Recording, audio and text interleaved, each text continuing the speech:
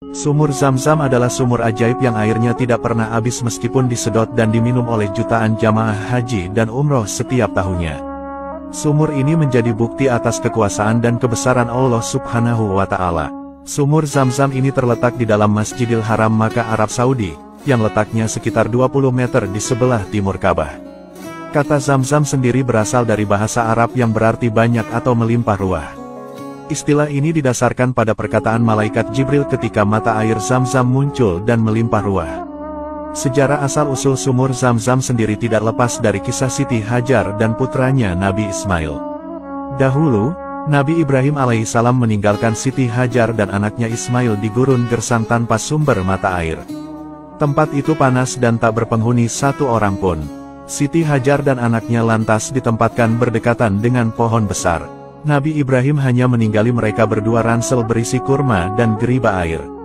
Nabi Ibrahim meninggalkan keluarganya itu bukan bermaksud membuang mereka, tetapi itu adalah perintah dan semata-mata karena Allah Subhanahu wa Ta'ala. Nabi Ibrahim lantas pergi meninggalkan Siti Hajar dan anaknya Ismail. Saat Nabi Ibrahim sampai di Bukit Saniyah, istri dan anaknya sudah tidak melihat beliau lagi. Nabi Ibrahim lantas berdoa, "Ya Tuhan kami, sungguh aku telah menempatkan sebagian keturunanku di lembah yang tidak memiliki tanaman-tanaman di dekat rumah Engkau Baitullah yang dirahmati. Ya Rob kami yang demikian itu agar mereka mendirikan sholat. Maka, jadikanlah hati sebagian manusia cenderung kepada mereka dan beri rezekilah mereka dari buah-buahan, mudah-mudahan mereka bersyukur." Dikala itu, Siti Hajar masih menyusui anaknya Ismail. Beliau meminum air pemberian Nabi Ibrahim. Namun di saat perbekalan air habis, beliau dan Ismail benar-benar merasa kehausan. Nabi Ismail kecil hanya bisa menangis saat haus di tengah gurun pasir yang tandus dan panas.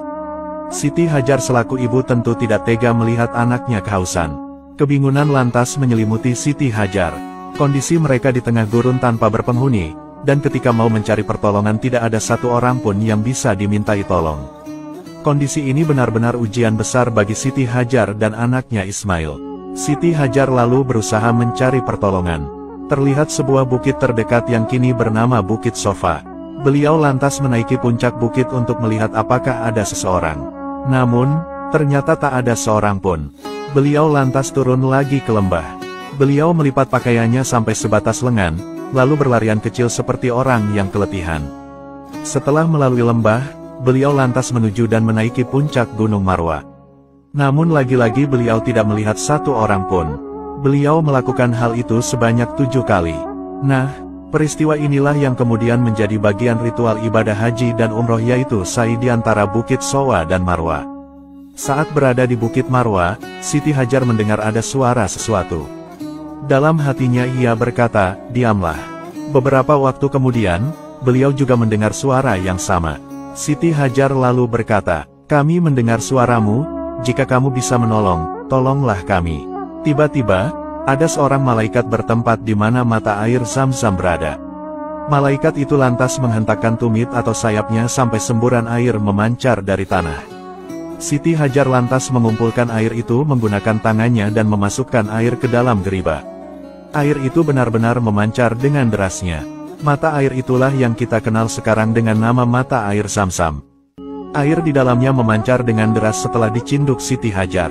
Siti Hajar kemudian meminum air Zam-Zam itu dan menyusui anaknya Ismail kecil.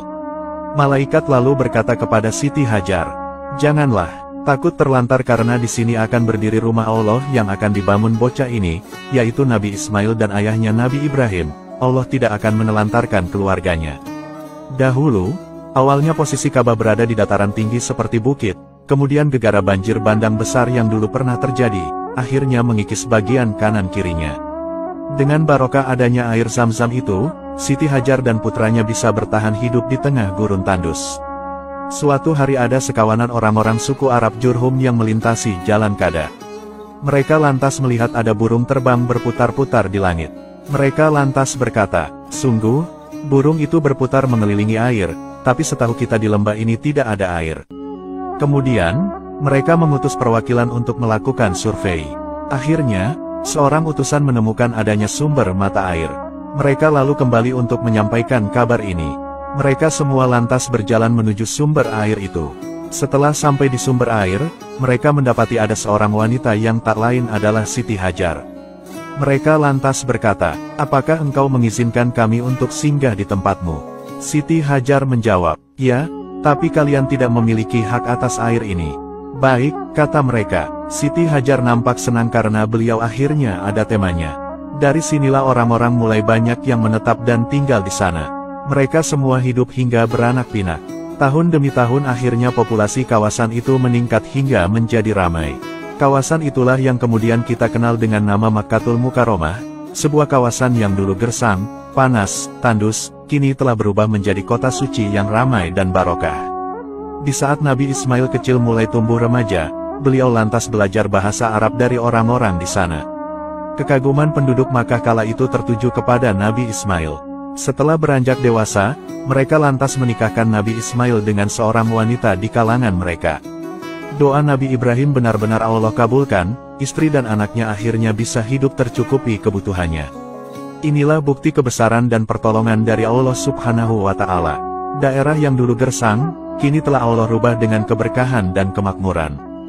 Hebatnya, mata air sumur Zam-Zam di kota Makkah ini tidak pernah surut airnya bahkan sampai sekarang ini. Meskipun air ini diambil dan dikonsumsi oleh jutaan jamaah haji dan umroh dari seluruh dunia. Semoga kita semua diberikan rezeki yang melimpah oleh Allah Subhanahu wa Ta'ala, serta bisa berhaji dan umroh ke tanah suci Makkah, dan bisa meminum air Zam-Zam ini. Amin.